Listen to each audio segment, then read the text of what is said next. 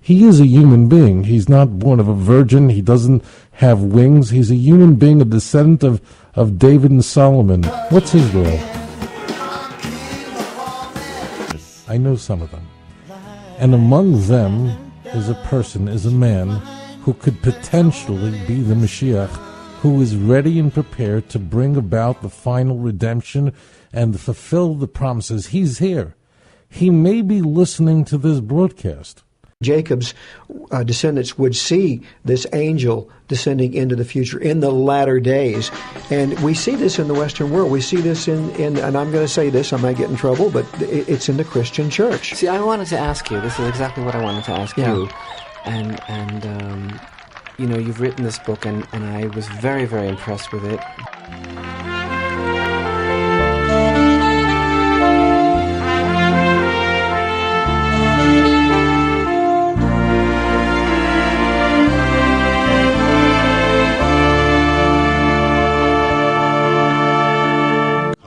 Sing the song of a city known for its beauty, splendor, and grace. Come, let us find the words to describe her. She is not like any other place. Yerushalayim, the place to live. Yerushalayim ha'mitzaviv. Yerushalayim, Yishel Shalom. Yerushalayim, we're going home. Yerushalayim, the skies are blue. Yerushalayim, we turn to you. Yerushalayim, Yishel Shalom. Yerushalayim, we're going. Walk down a street named for the tzaddik who lived by this very road. Step into a shul, you almost can hear the words of the sages speaking the wisdom of Where old. else in this world can you find a wall? Whenever you touch it, it touches you. Reach for its stones, they're moist with the All right, tears. we are of our back. hopes Singer and our here, dreams Israel that we National know Radio. Indicate to us that, gosh, you know what, at least this guy could be the Mashiach. He could be the Messiah. We need to investigate this further. But there'll be signs. Things will be occurring that will let us know that, folks, you may not have been anointed yet today, but you better hang on because it's coming real soon. So these are some of the signs, and we're going to be getting into more because we just didn't have enough time last week to kind of complete our thoughts and our verses on the ingathering of the exiles, because we want to demonstrate here convincingly with the numbers of verses, chapters and verses from the Tanakh that you can refer to that will prove as proof text that what we're saying is true, not just by the verses, but based on the context of the chapters and the parts of in the Tanakh that it's referring to. They're beating plowshares into swords for this title man that we elected king. I do have some people here in some part that I do this time. I just want you to bring the game to play and enjoy life. Share this, but I need to say,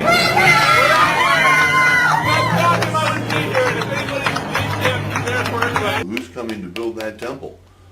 You know, we have definite people who built it in before time. God's written it, he predestined it, he said the one king, he said the Michael the prince, which everybody changes to angel, but still, we got the definitions here that even angel comes under human principalities, human prince.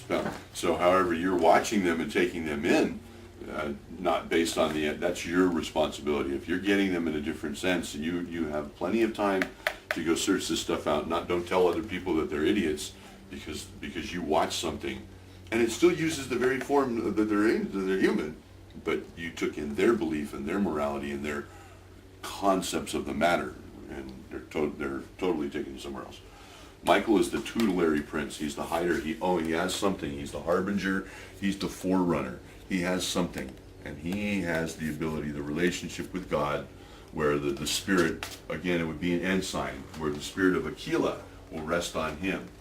And that's going to go to our figuring out of Isaiah 19 through 22, because here again we have Lyra and Aquila. So it's telling us they're very important in some foundations, and I have found their importance in all languages since Adam and Eve, since the gatekeepers in the garden, since the cherubim on the Ark of the Covenant. You'll see that their codexes and their names will always match. And so far, the Ark of the Covenant, those angels have not been named.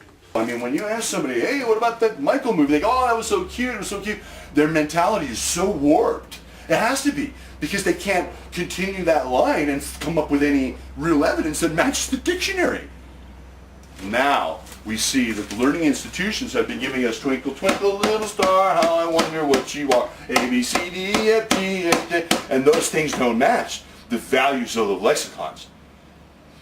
So, I am making a claim for my family name in Israel as one of the sons and the princes of Aaron at this time, based on my last name, the gatekeeper family, and I just couldn't help but notice my name is Michael, which means who is like God. The definitions are right here for anybody. Lewis is famous warrior, which is right on the back, which matches that. It matches the Aquila at the top right here. It matches that in Mexico.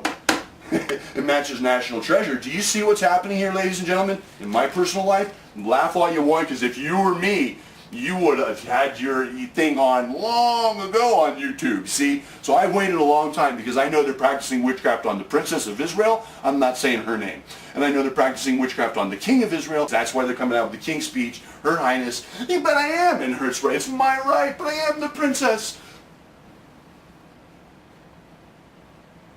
And that's right, we need silence to think about it. Because everybody's going to church. And nobody knows that the lineups of the sun and the moon, as the sun riseth in the east and setteth in the west,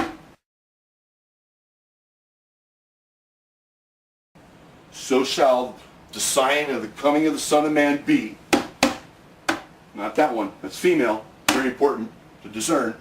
So shall, in a great glory, then they mix the glory right here, but they got the glory here. All you see, it's the sun. I can show you again. I picked this thing up. All I got to do right now is you give me 1 second, because this time I marked the pages, and all I got to do is find one picture, and I'm putting my glasses on for this. Hang with me, ladies and gentlemen. You're going to watch world history before your face right here. Okay? We know that she's over here, but what I'm looking for is I'm going to look for a depiction of her as an angel, and once I show her as an angel, I've proven my case to the whole world, to the Supreme Court.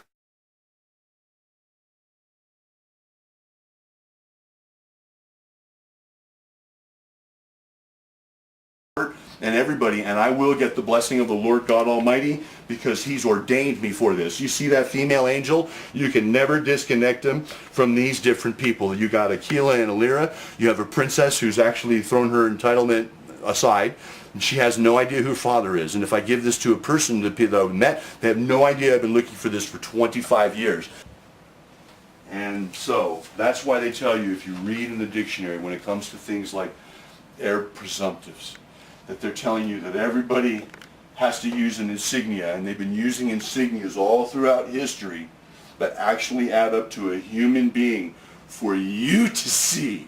Into positions of power. He may be a religious leader. He may be a prime minister. And I even have my own pet theory. I think he's going to be a Balchuva. I think he's going to be a Jew who grew up in the diaspora and made Aliyah. And he's going to have that understanding of what it takes to move back and forth in the political and in the business realm. But yet it's all going to be anchored in Torah for him. That's going to be always his acid test. And so those are, I guess, in a way, some of my random thoughts about this person. Because I think the events, maybe this goes without saying, and you've probably talked about this in the first half, I don't think anybody who believes in God and His Torah can look around and even look at the prophets and say that we're not living in that day when this person is needed. That the rest of the world is going to turn around and go, we've made a mess of things. We have made a mess of things. We don't know how to do it. And they're going to look over at little Israel. And by that time, when the rest of the world turns around, they're going to go, my goodness, those people have got their act together. Right. And I think that's what's going to happen. I think the rest of the world is going to look for Mashiach, and they're going to look at a nation as almost as a a kind of Messiah nation, if you will, led by this person. And once he does this, he's going to go ahead. Well, I was going to say that, listening to you share your thoughts, it occurred to me that you really have helped solidify the point I was wanting to make as far as, Joseph and Mir Kahana and others. There's been others in Torah that were Mashiach-type figures.